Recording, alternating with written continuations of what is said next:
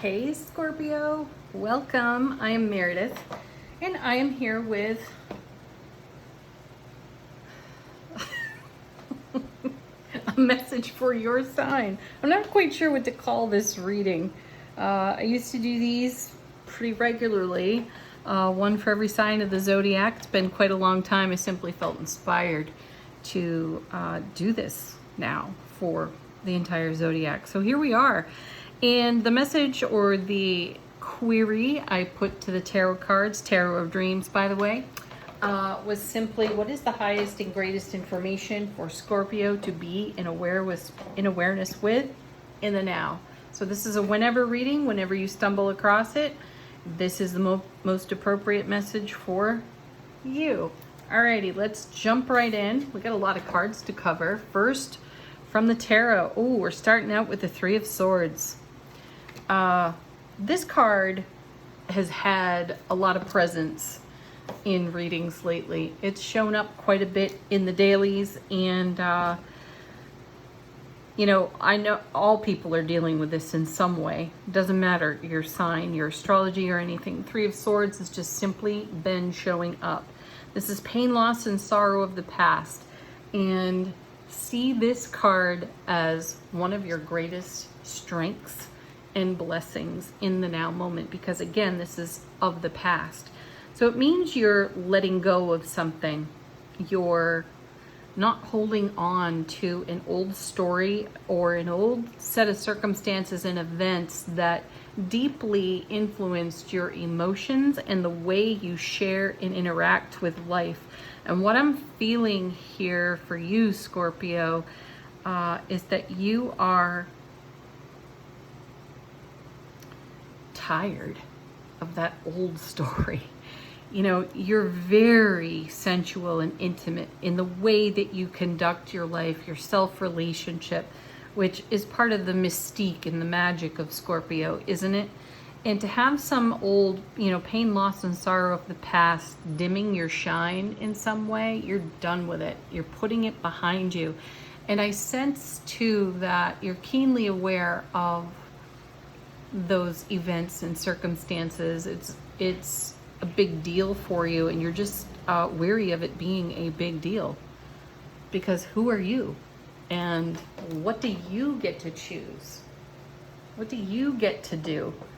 Not based on any old story that you told yourself. You've got true freedom and liberation happening in this Three of Swords. So this showed up in the Leo reading too. Like, the memory is long, but the influence doesn't have to be.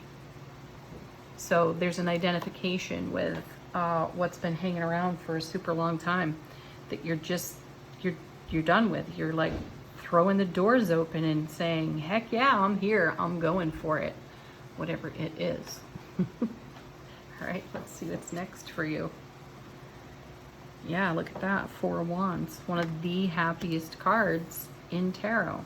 That's a huge deal, super strong foundation, celebrating love, life, joy, happiness. Though here's the perspective of the Three of Swords. This Four of Wands would not have been possible without that Three of Swords experience, right?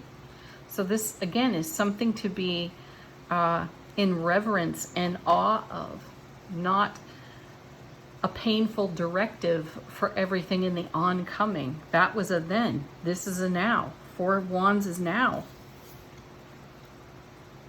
King of Swords, excellent card. This is you being deliberate and discerning.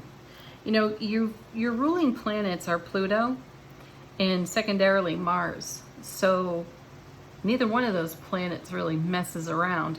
They're very direct energies, although Pluto is in retrograde right now. This king, though, brings in determination, decisiveness, and an energy of being very deliberate. Where you've been wishy-washy out of the pain, loss, and sorrow of the past, you are deliberately channeling your Four of Wands into the now, because you're ready to embrace and you are ready to be embraced. Six of Cups, beautiful card. This is the soulmate card. And there's Scorpio again right there. The Sun and Scorpio on this card. Oh, fantastic, right? I see this card as somewhat of a channeling card. I know everybody hears the word or the term soulmate and they're like, oh, my soulmate. You are your own best soulmate, and that's where we start. It is always the focus on this tarot table is the self-relationship, because without that, none of the other stuff is possible. And I feel like you're turning a new page, Scorpio, and living from this Four of Wands, and it's creating a very deliberate ripple effect in your world. And you're listening more to your soulful presence, your intuition, and your very expanded awareness. So you've also come into a recognition of your intuitive awareness as one of your greatest strengths. You are a water sign. Water signs are deeply inclined to their intuition. And I feel like this is you deliberately owning that. And also having gratitude for that Three of Swords, because it gave you the contrasting perspective that was needed to create your Four of Wands. And that's not something you're willing to sacrifice at all, hence the King. Let's see what's next. Wow, Four of Cups. Ooh, blessings coming your way. Lots of stability in this reading. I like it. Great, great foundation. Now, most other tarot readers will cover a very basic definition of the Four of Cups, and that's some sort of apathy, you know, that you're waiting around for something to happen. The Three of Cups party is over. What's happening next?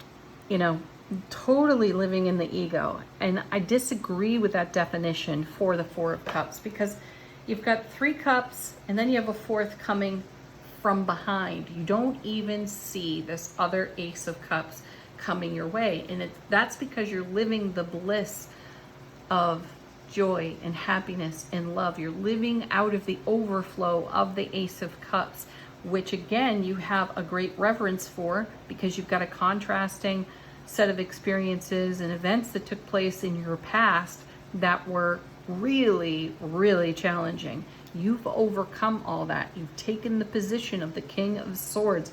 You are extremely deliberate. And in your deliberate nature, you've created a great harmony, a great balance in the Six of Cups. You're listening to your channeled information, your intuition, your deep inner guidance, and it's creating bounty. It's creating even more bountiful fulfillment in your world. Nice. Let's take a look at the bottom of the deck. This is what you're not so keenly aware of and what's going on behind the scenes. Your first card is Five of Coins.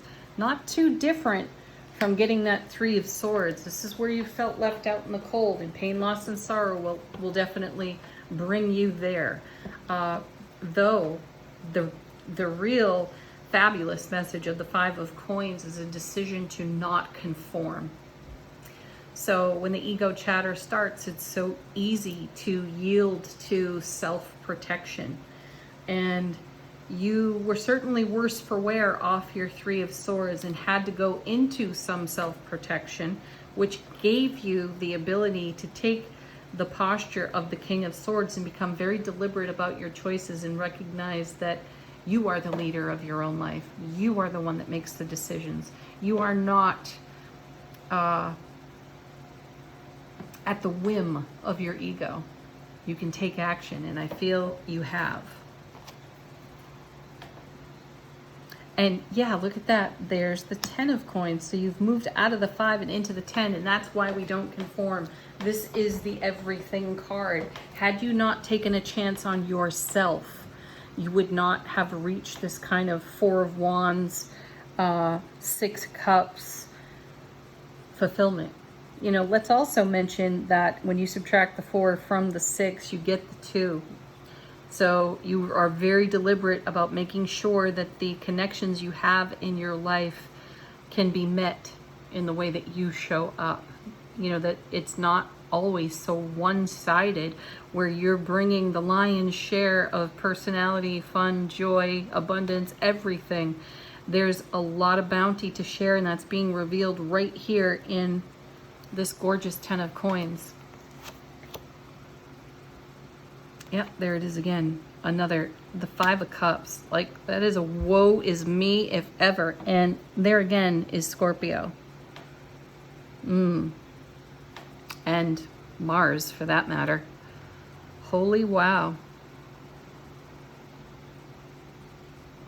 Let's see what comes after this one.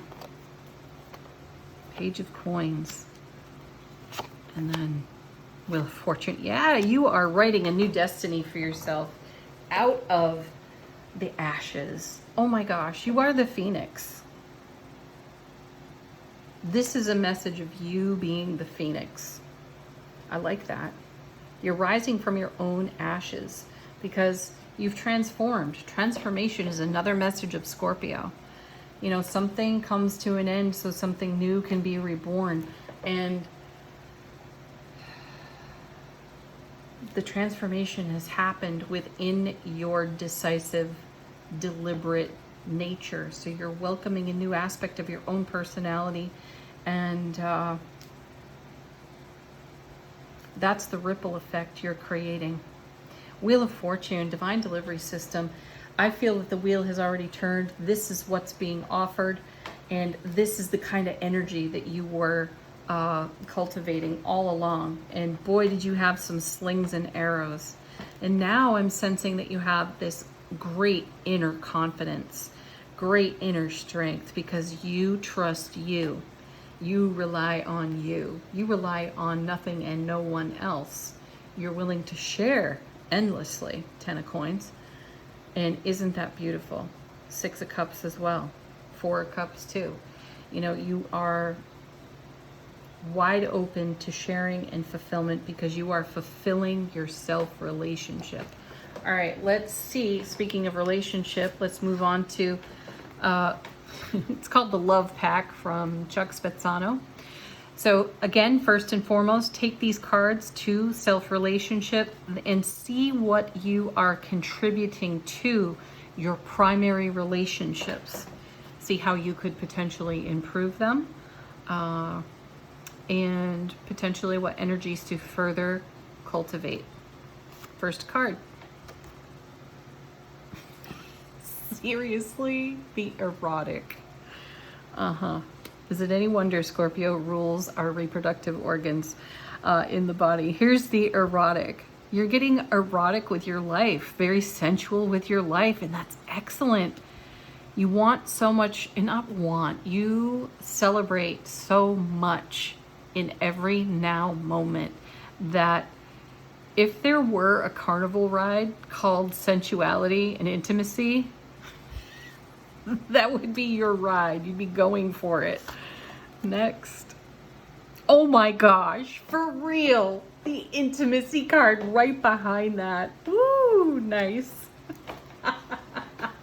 That needs no explanation. And beauty. Whoa. Next you have rules. And then you have naivete. Oh. Beautiful. Hence the beauty card, right? You're breaking the rules because there are no rules for you. There are no rules for any of us. We might live by rules that were handed to us, and this is your recognition that those rules don't work for you. You get to write the story of your life. It's not determined by some strange set of rules, and your own naivete and innocence brought you to Three of Swords experiences, pain, loss, sorrow of the past, because you were met with folks who could not meet you where you are. And so that created some challenges. And I sense it may have stifled your eroticism and your intimacy, though you have fully embraced the beauty of who you are, and you're bringing the eroticism, you're bringing the intimacy to self-relationships so that you can share that more profoundly in every moment of your life. There's something that is primal and erotic about everything, and you're enjoying the intimacy of that and finding great beauty in it as you've recovered from how your naivete was abused by those who could not appreciate your frequency. Awesome. All right, How is your soulful presence informing your waking consciousness from the soul power deck? And you have fantastic transformation generator. Wow. That's exactly what you've done here. This is exactly what the whole reading has been about for you. Your transformation into your deliberate and decisive nature. Overcoming pain, loss, and sorrow, overcoming being left out in the cold, embracing everything that you love, cultivating so much more of that, creating new opportunities, acknowledging, honoring, validating the temporariness of challenged emotions so that you can live free and liberated in all of the beautiful messages that are here. Final word on the reading from the fortune reading cards. What is Scorpio's fortune at this time? Nice. There's the sun. Oh, open your heart to the enormous growth ahead. That's exactly what you've been cultivating. And that is a way for you to live authentically in the scorpionic nature, in a way that fulfills you. On overflow. Well, thank you so much for joining me, Scorpio. Peace, love, namaste.